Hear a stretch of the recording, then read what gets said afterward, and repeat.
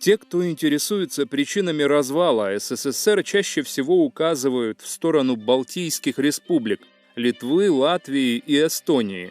Мол, они изначально были ближе к Европе, а посему и стали той слабой опорой, из-за которой рухнуло коммунистическое государство.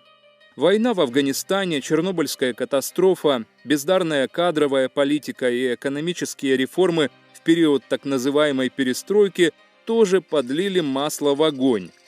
Но немногие помнят, насколько большую лепту в освобождение от пут соцлагеря внесла отважная казахская молодежь.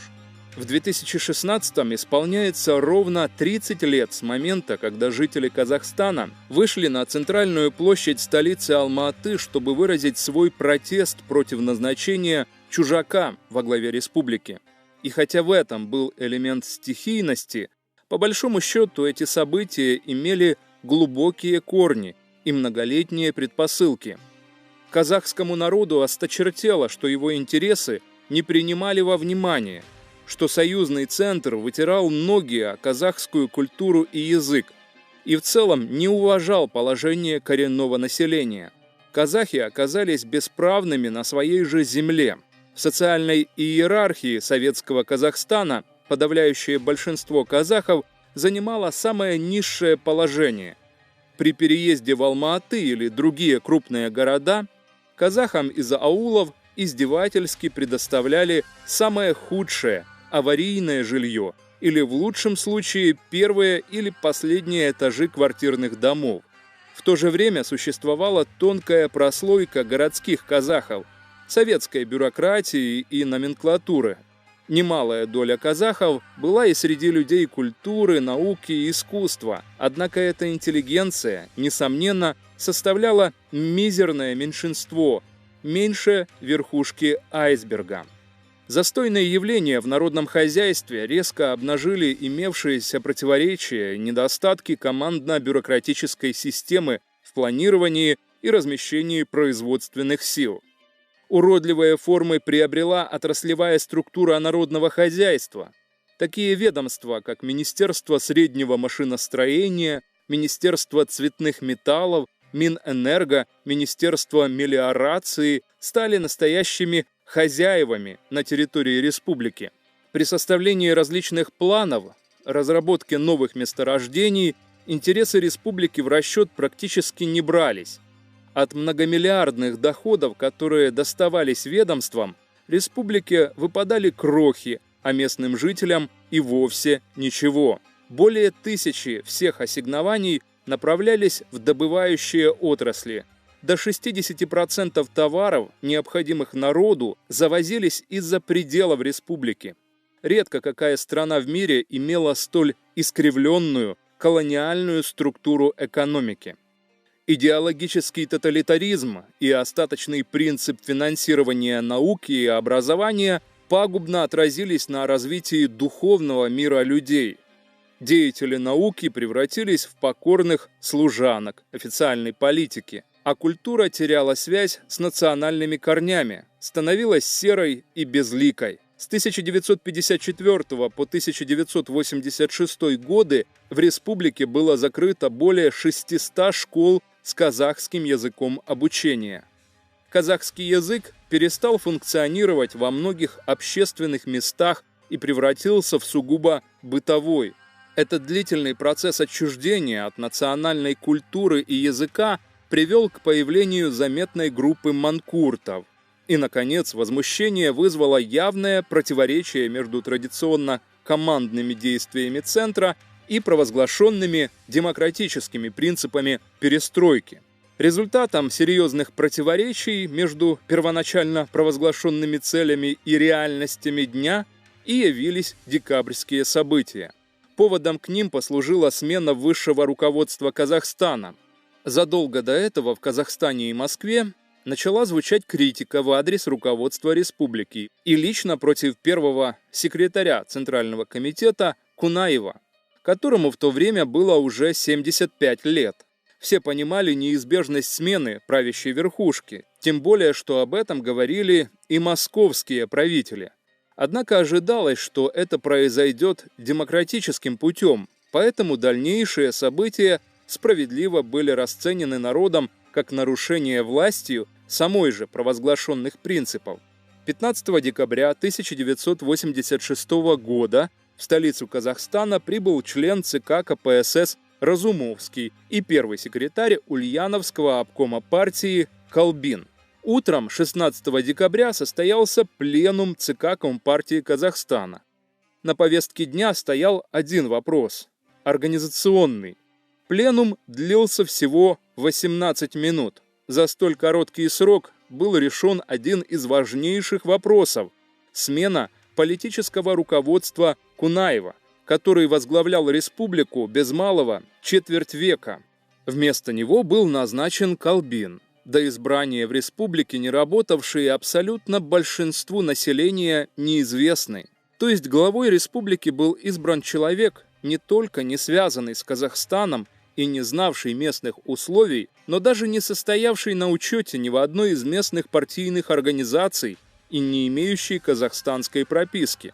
Это было воспринято как оскорбление казахского народа и вызвало стихийный протест. В итоге, в середине декабря 1986 года казахская молодежь Алма-Аты, в основном студенты столичных вузов, приехавшие из глубинки, а также алматинцы, которые были не безразличны к судьбе Родины, вышли на площадь имени Брежнева. Вышли с транспарантами, с требованиями, вышли мирно и цивилизованно. Многие протестующие были даже не против назначения русского или представителя других национальностей, но выросшего в республике. Вот лишь некоторые из транспарантов протестующих. Требуем самоопределения, каждому народу свой лидер, не быть 37-му, положить конец великодержавному безумию, хватит диктовать. Во время демонстрации звучали речи лидеров-ораторов, громко звучала казахская музыка, собравшиеся скандировали патриотические лозунги. Однако массовое выступление казахской молодежи, продолжавшееся двое суток, было жестоко разогнано силами внутренних войск, ОМОНа и советской армии. Причем немалая часть из тех, кто подавлял протест, были специально привезены с провинциальных областей РСФСР, что обеспечило безжалостность к протестующим. В разгоне демонстрации были задействованы также дружины, составленные из русскоязычных рабочих промышленных предприятий, вооруженные железными прутьями и обрезками кабеля. Как вспоминает казахский писатель Абиш Кекельбаев, первыми в атаку на протестующих с щитами, дубинками, саперными лопатками пошли курсанты погранучилища КГБ СССР.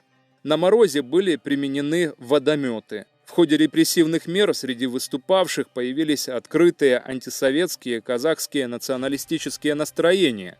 Началось настоящее побоище с разгромом зданий, сожженными автомобилями.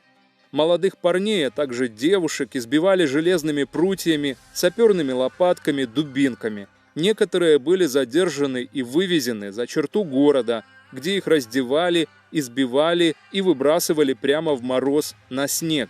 Пострадавшие девушки, если оставались живы, становились инвалидами, не могли иметь детей.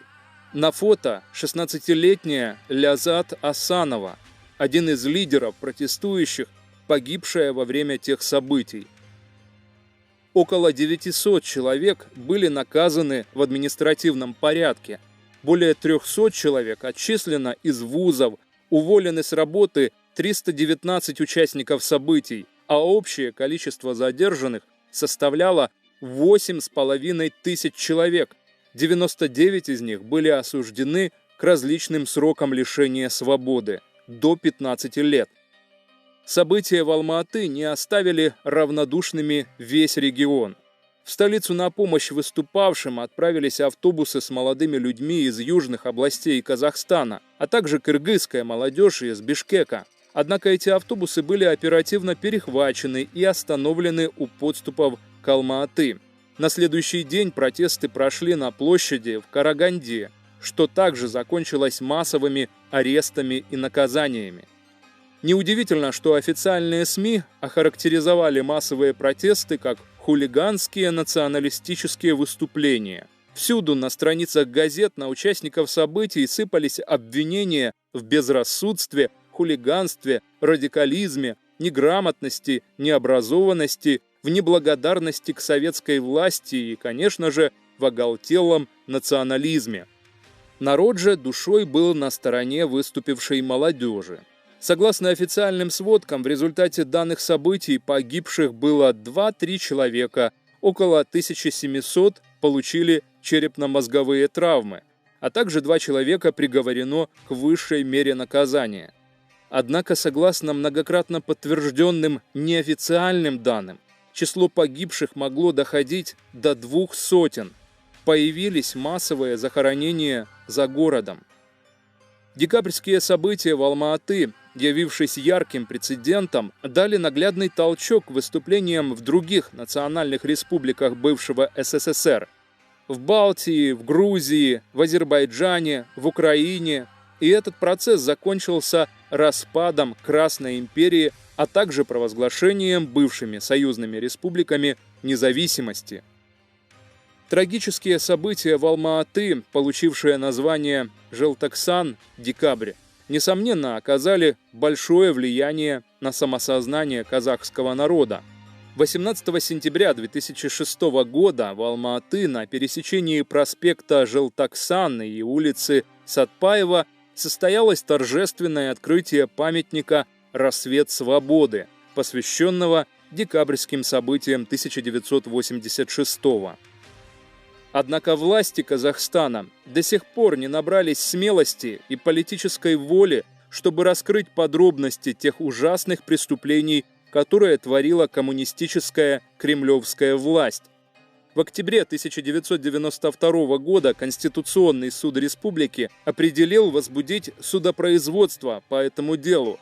Однако в декабре 1995 судопроизводство было прекращено в связи с неподведомственностью Конституционному суду части исковых требований, утратой силы ряда актов, конституционность которых подвергается проверке, а также из-за ненадлежащих субъектов обращения по некоторым исковым требованиям.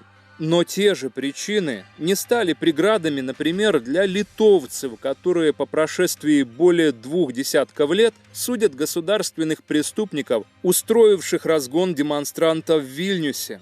Поэтому, пока в Казахстане у власти совково-гэбистская команда Назарбаева, никто не узнает всей правды о Желтоксане.